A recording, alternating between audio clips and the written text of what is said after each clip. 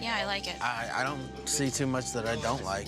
This locker has everything we need to fill the store. I'm going all in on this one. Storage Wars was never as authentic as viewers believed. The hit reality series built its reputation on abandoned, surprising discoveries and intense bidding wars that turned ordinary buyers into television stars. But as the show grew bigger, shocking allegations and behind-the-scenes conflicts slowly changed public perception of the series. So I'm out of here. I can't take too much more of this. I've had enough of your psychics. Get your hands off me. We gotta fight! Get the f out of here. What do you take my head off for? I was trying to help. Be that way. Familiar faces began disappearing. Speculation grew, and fans started questioning how much of the show was actually genuine. So, what really happened behind the scenes?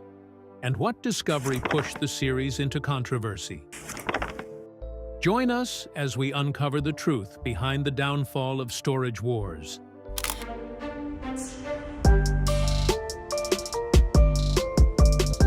What is that? I hope he's not staying. I just got like throw up in my mouth. It's a boy named Sue. How do you do? The shocking discovery. Storage Wars became a hit because it sold viewers a fantasy that felt possible. A forgotten locker, risky bids, and buyers spending just a few $100s, only to suddenly uncover rare antiques, collectibles, cash, or hidden valuables worth thousands. That unpredictability was the engine behind the entire show. Every episode thrived on suspense, and once the storage door rolled open, viewers believed anything could happen. For years, millions have bought into it completely. The series exploded after premiering on A&E in 2010. Buyers like Dave Hester, Barry Weiss, Daryl Sheets, Brandy Passante, and Jared Schultz quickly became recognizable television personalities. Auctions were loud, competitive, and unpredictable. Some lockers appeared worthless at first glance before revealing rare or expensive collectibles buried beneath layers of junk. That possibility kept audiences hooked. Then doubts began to surface. Some viewers noticed that major discoveries often seemed to appear at the exact moment the episode needed a payoff. What started as isolated curiosity slowly turned into wider skepticism across the audience. Still, those suspicions remained speculation until one person connected directly to the series publicly challenged the entire production. That person was Dave Hester. Come on, get back over here, Dave. Pull your skirt down. Dump. Come at me with that dump one more time there. Dump. Slap you right in your face. Do it. You're not gonna tell me to shut my mouth. It's wide open, Dave. Mouth if you don't know What are you what you're gonna do? talking You about. gonna shut it? Do something. You gonna shut it for me or what? In 2012, he filed a lawsuit against A&E and the producers behind Storage Wars. The filing immediately became national entertainment news because Dave was not a minor cast member. He was one of the faces of the franchise. Loud, confrontational, and known for his signature "Yoop" catchphrase, Dave had become central to the identity of the show itself.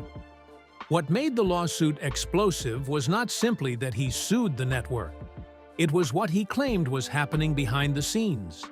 According to Dave, parts of Storage Wars were manipulated to create more dramatic television. He alleged that producers salted lockers before filming by placing valuable items inside storage units to guarantee exciting discoveries on camera. In other words, viewers who believed buyers were uncovering rare treasures purely by chance may have actually been watching carefully planned setups. That accusation struck directly at the credibility of the series. The entire appeal of Storage Wars depended on unpredictability.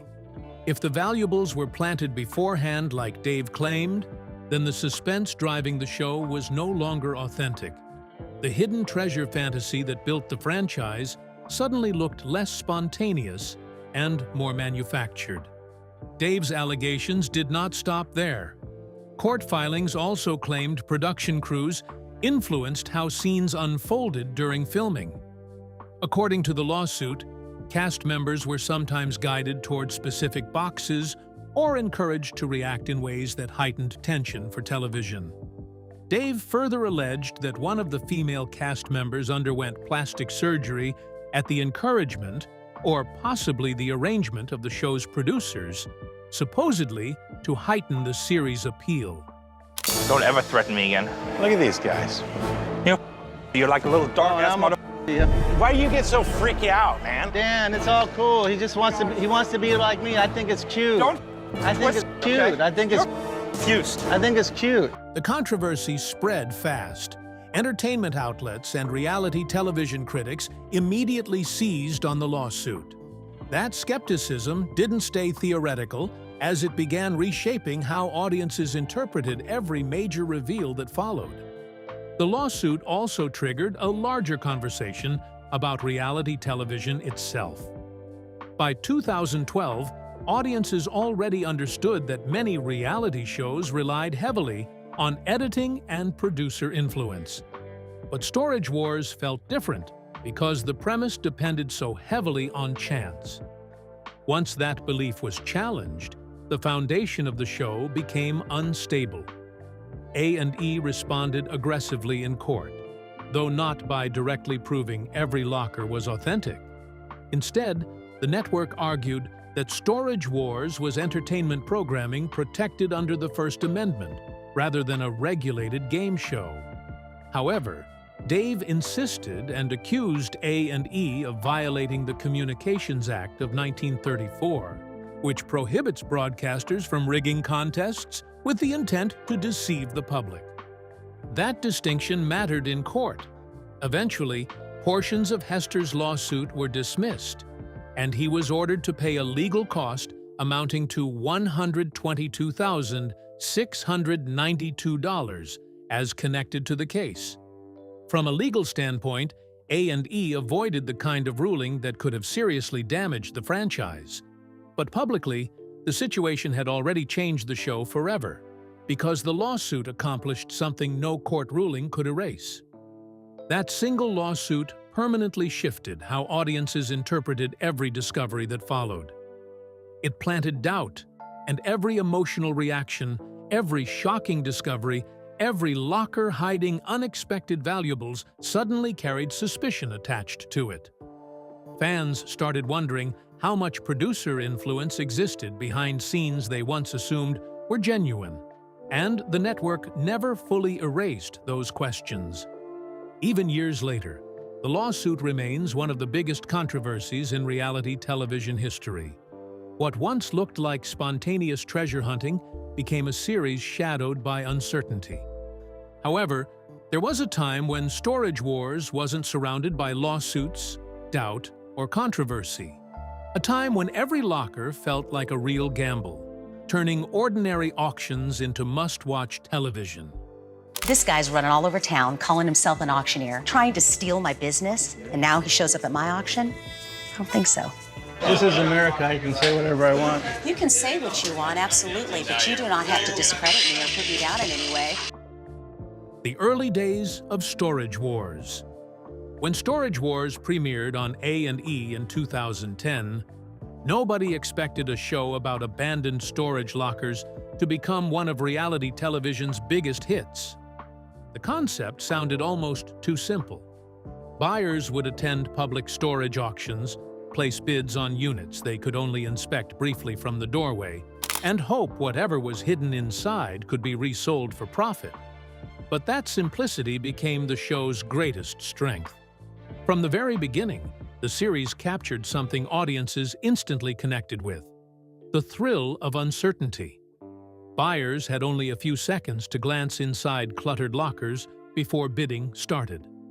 Sometimes all they could see were old boxes, broken furniture, or piles of clothing. Yet beneath the junk could be antiques, collectibles, artwork, rare memorabilia, or items worth thousands of dollars. That possibility transformed ordinary storage units into televised treasure hunts. The cast also played a huge role in the show's early success. Dave Hester quickly became known for his loud personality and aggressive bidding style. Barry Weiss brought humor and unpredictability that made him a fan favorite. Daryl Sheets also earned a reputation for gambling big on risky lockers, while Jared Schultz and Brandy Passante added a more grounded and relatable dynamic to the competition. You want to bowl it? Oh my God. Are you gonna bowl right now? Yeah, right towards you, so watch your feet. Oh my God.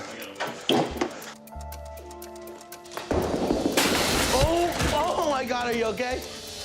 Together, their personalities created constant tension during auctions and gave the show an energy that felt spontaneous. At the time, reality television was dominating cable networks, but Storage Wars felt different from many other unscripted shows. It did not rely on luxury lifestyles or manufactured celebrity drama. The appeal came from watching ordinary people chase hidden value inside forgotten spaces. The format also created endless suspense. A buyer could spend thousands on a storage unit and discover nothing useful inside. Then, moments later, another locker purchased for a few $100s could contain rare items worth a fortune. Those unpredictable swings kept audiences hooked week after week. One of the wildest stories ever connected to Storage Wars involved a man who reportedly bought a storage locker for just $500 and discovered a safe containing an unbelievable $7.5 million in cash. The story was later shared publicly by Dan Dotson, who explained that the buyer had purchased the unit at auction without knowing what was inside. After the safe was opened and the money was discovered, attorneys representing the original owners allegedly contacted the buyer and offered a reward to get the cash returned. According to reports, the buyer eventually accepted a deal worth around $1.2 million to hand the money back, turning a simple $500 gamble into a life-changing payday. The story quickly became one of the most famous real-life discoveries ever associated with the series, because, unlike many televised finds, it reportedly happened completely off-camera. As ratings exploded, within a few seasons, Storage Wars had become one of A&E's most commercially successful reality franchises. For a while, the formula looked unstoppable. The series felt fresh and authentic enough for audiences to believe they were watching real people uncover hidden fortunes in real time. That belief, before everything came crashing down, became the foundation of Storage Wars. But as the show gained momentum, off-camera tensions began spilling into view, with a heated auction day clash briefly halting production. I know, open your eyes, open your eyes. My eyes are open, Open Dave. your eyes. And if you don't like it, get the out. Really? Yeah. Ready? Really? That's it. That's it. Is that the way it works? Tensions behind the scenes.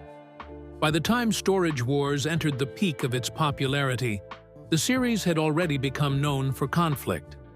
Bidding wars were aggressive, and rivalries between buyers became a major part of the show's appeal.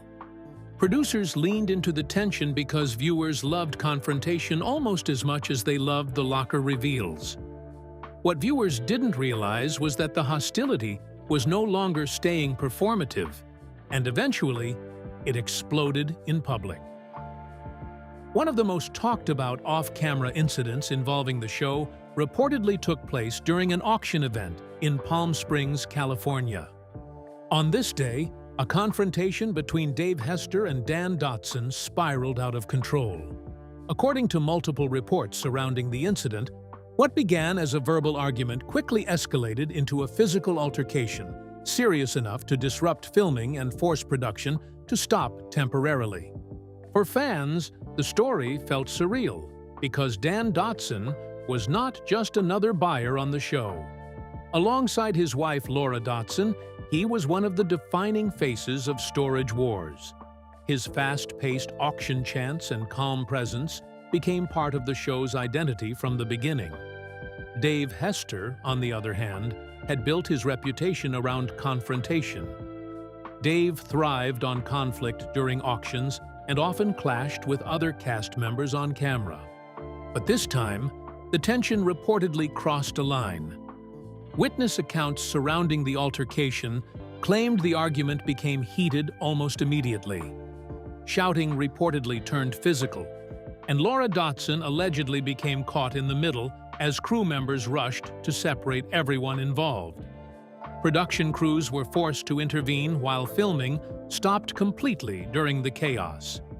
The incident reinforced growing concerns that the drama audiences watched every week was no longer confined to television entertainment.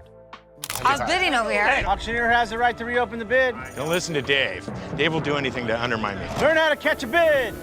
What looked playful or exaggerated on screen suddenly appeared rooted in real hostility behind the scenes. The timing made things even worse. At that point, Storage Wars was already dealing with fallout from Dave Hester's lawsuit against A&E over allegations involving staged lockers and manipulated discoveries. Public trust in the show had already been shaken, and the Palm Springs altercation added another layer to the growing controversy surrounding the series. Headlines were no longer focused on hidden treasures or shocking locker discoveries. Instead, attention shifted toward backstage disputes and the increasingly toxic environment surrounding production. For longtime viewers, the fight changed the tone of the show completely. The rivalries that once felt entertaining now looked uncomfortable in hindsight. It also raised questions about the pressure behind the series itself. Auctions were competitive, and cast members were expected to constantly deliver energy and memorable reactions on camera. In reality, television, drama often becomes part of the product, and Storage Wars depended heavily on strong personalities colliding week after week. The problem was that eventually, those tensions stopped resetting when filming ended. Even though production resumed afterward and the show continued airing, the incident remained one of the clearest signs that the chaos surrounding Storage Wars was becoming impossible to contain. Combined with lawsuits and mounting backstage controversies, the Palm Springs altercation exposed a side of the show viewers were never meant to see. But as the series continued, something harder to ignore began happening in the background. Familiar faces slowly started fading from the screen without much explanation. Brandy, come here. Come here, you. Hey. What? See for $1,000. Why? God, why not $1 million? Well, you know what? Even if we cancel them right away, we can use them. The painful exits. At its peak, Storage Wars wasn't just about storage units, but about the people standing in front of them. The personalities carried the show. Each buyer had a distinct style, a reputation, and a way of turning a simple auction into entertainment. That chemistry is what kept viewers returning long after the novelty of abandoned lockers wore off. However, that perception began to shift when the familiar faces began to disappear one by one. The first major disappearance came with Dave Hester, one of the show's most polarizing figures. After publicly challenging A&E in a lawsuit that accused the production of manipulating storage auctions, his relationship with the network collapsed. He was removed from the series during season 4. While he later reappeared in subsequent seasons, his exit marked the first visible fracture in the show's original lineup and signaled that behind-the-scenes tensions were no longer contained. As seasons progressed, other cast changes followed, each carrying its own weight of public attention or controversy. Some departures were gradual, others sudden, but together they reshaped the identity of the series.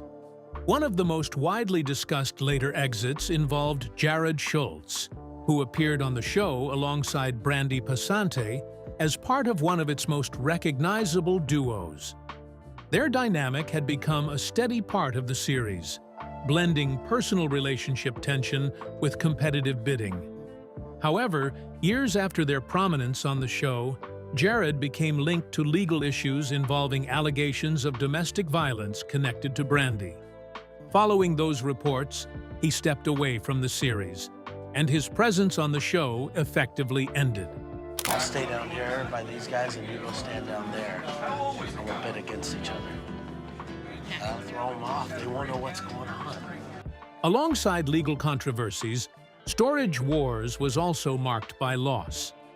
In 2013, Mark Balello, one of the recurring personalities known for his high-energy bidding style, died in an apparent suicide. His passing sent shockwaves through the production and cast, cutting short a presence that had added intensity to the show's early seasons. Years later, Gunter Nezoda, known for appearing alongside his son Kenny, died in 2023 after a battle with cancer. His death added another layer of grief to a show already marked by instability. By 2026, reports surrounding the passing of Daryl Sheets, nicknamed the Gambler, circulated within fan communities. In a statement quoted by Lake Havasu, police said Daryl had suffered from what appeared to be a self-inflicted gunshot wound to the head. There was also a belief that he was being cyberbullied. This added yet another emotional chapter to the show's long history of cast losses. Each departure, whether voluntary, controversial, or tragic, changed the structure of the show in a noticeable way. The original chemistry that defined Storage Wars began to thin out. What once felt like a stable ensemble gradually became a rotating cast shaped by external pressures rather than long-term continuity. To an extent, everything else functioned, but the familiar faces that once defined the show were no longer consistently there to witness it. And with each disappearance, a question followed the series forward. Was the show evolving, or simply losing the people who made it what it was in the first place? Now, that uncertainty leaves the future of the series hanging in the balance. Whoa. What is it? Teacup. These are pretty unique. I've never seen cups like this. You think this matches this? Maybe. They might be worth something. See if I can find somebody to tell us about them. Is this truly the end? By the time Storage Wars entered its later seasons, the energy that once defined it was lost. The format was still intact, but the sense of momentum that carried the early years was no longer the same. What used to feel like an unpredictable discovery had gradually settled into something more familiar, almost procedural. Behind the camera, the atmosphere around the show had also changed. Long-running disputes, public controversies, and repeated cast turnover had left their mark on production stability. Each absence gradually shifted the balance of the show and changed how it felt on screen. Even when new buyers were introduced, the original chemistry that anchored the series in its early popularity was difficult to replicate. At the same time, audience perception had shifted. Viewers who once watched with full immersion began approaching episodes with a more skeptical lens. The idea of absolute spontaneity in reality television had already been challenged across the industry, and Storage Wars was no exception. Yet despite all of this, the series never reached a definitive stopping point. There was no single moment where it formally ended. Instead, it continued in a quieter form, shaped more by longevity within a specific television niche. The intensity of its peak years was gone, but the structure that supported it was still usable. That structure is what allowed it to continue. The concept behind Storage Wars remains simple enough to sustain itself over time. Storage auctions are still held in real life, and the idea of purchasing unseen contents retains natural curiosity. The show did not rely on complex storytelling or serialized plots. Each episode functions independently, which gives the format flexibility, even when cast members change or production cycles slow down. As a result, the series transitioned from a high-profile cultural hit into something more stable and cyclical. Episodes continued to appear in later seasons, and Season 17 aired in February 2026. Although it no longer carried the same weekly attention it once did, it also did not disappear entirely. Instead of ending abruptly, it evolved into a long-running format that can be paused and reshaped depending on demand. That is a common path for reality television franchises with strong foundational concepts. When the core idea is flexible enough, the show does not need to end. It simply slows down and resurfaces when needed. Today, Storage Wars exists less as a headline-grabbing phenomenon and more as a recognizable format that still attracts viewers familiar with its premise. It continues to represent a specific era of reality television where discovery, competition, and unpredictability were central selling points, even though audience expectations have changed over time. So when people ask whether it is truly over, the answer is less dramatic than the question suggests. Storage Wars has simply moved into a different phase of existence, where its identity is no longer defined by peak popularity, but by endurance. After everything that surfaced, do you think Storage Wars ever truly real? Can the show still survive in the long run? Or will everything that has happened eventually lead to its final shutdown? Share your thoughts with us in the comments section. Remember to like, share, and subscribe for more. Also, click the next video showing on your screen. You will enjoy it.